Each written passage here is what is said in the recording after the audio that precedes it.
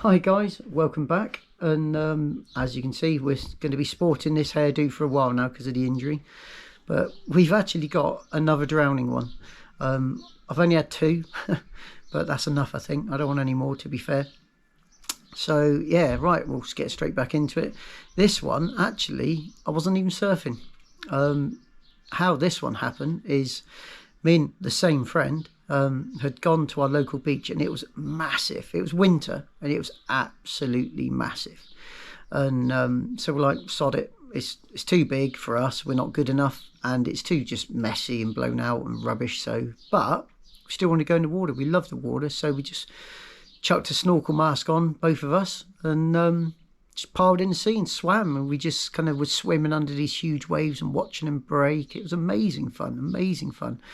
And we'd been in for a few hours, probably 2-3 hours swimming around. And what neither of us had realised, and again, it was young and stupid and not thinking, is it was that big. There was a hell of a currents, and we'd been dragged right out to sea. I mean, right out to sea. The beach was barely visible. And right at that point is when you suddenly realise how knackered you are. I was like, oh, yeah, that's again, same as the last one. That moment when you realise you've effed up. Now, Paul, give him his due, phenomenal swimmer. Much better than I was. And he just said, I'm going to go for it. I'm going to try and get in. And because we both realised and we both come to the exact same conclusion that, can we even get in? But he wanted to go. And he was a surf lifesaver. He's a great swimmer. Great swimmer. Now, don't get me wrong. I'm good, but I'm nowhere to his standard. He was a phenomenal swimmer. And anyway, so he went. That was it. He went. And now I know, without a shadow of doubt, I can't make it in. I know, it's from the last one that I already done. I can get so far, but I was done. I was in my winter wetsuit as well, which was a lot thicker, which is more tiring to swim in. So yes, it's more buoyant, which helped, but it was more knackering to swim in. And so anyway, I had two options.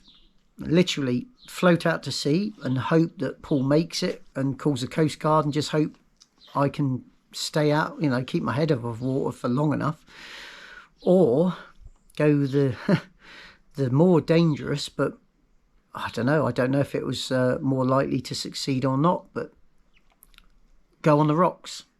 And these huge waves, and I mean huge waves, are just smashing over these rocks.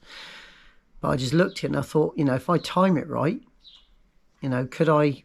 Yes, I know I'm going to get beaten up. I know I'm going to hurt myself, but I stand a relatively good chance of surviving if I just use a bit of common sense as well as just hope for a bit of luck. So I thought, sod it. I'm not going to give up. I'm going to do something. And I actually thought waiting was not the answer, because I was already struggling to stay above water. Now, yes, my winter suit was buoyant, but not to the point I could lay back. The surf was too big to just lay back and chill out and let everything relax. I had to tread water, and I was struggling to tread water.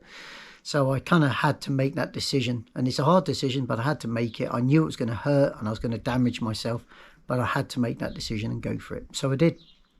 So my plan was get as close to the rocks as possible, and then wait for the bigger waves to come through, swim underneath, and as it comes over my head, come up through it and go in with the wash of the wave.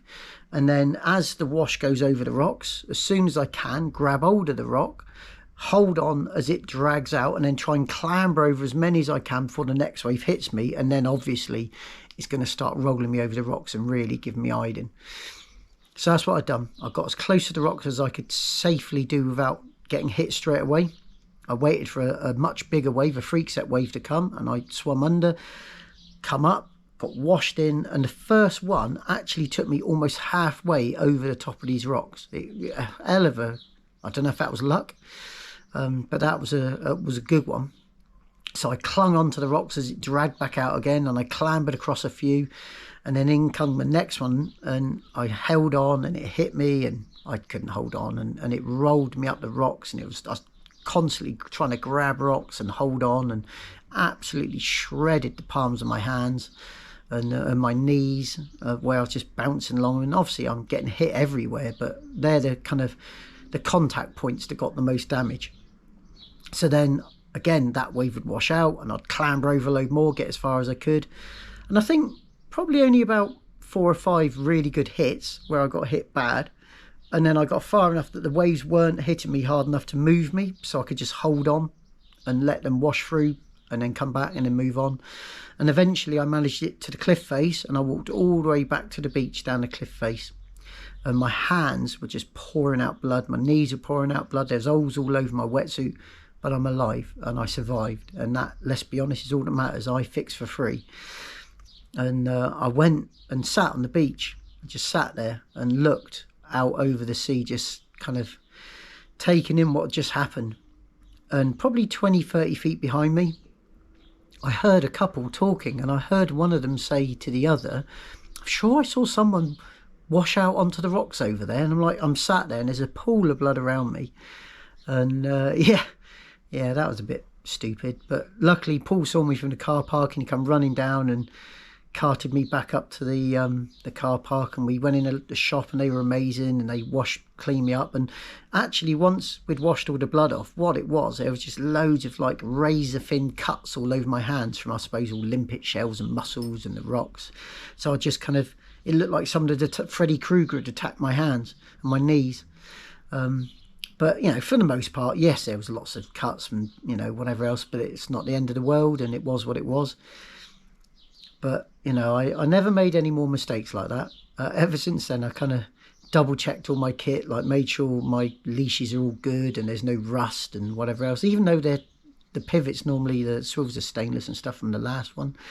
And I never risked, I should have had flippers, for instance, and we should have paid attention to rips and known where the currents were. And it's just young and just overexcited and want to be in the water without taking in the genuine problems that can arise from taking those risks.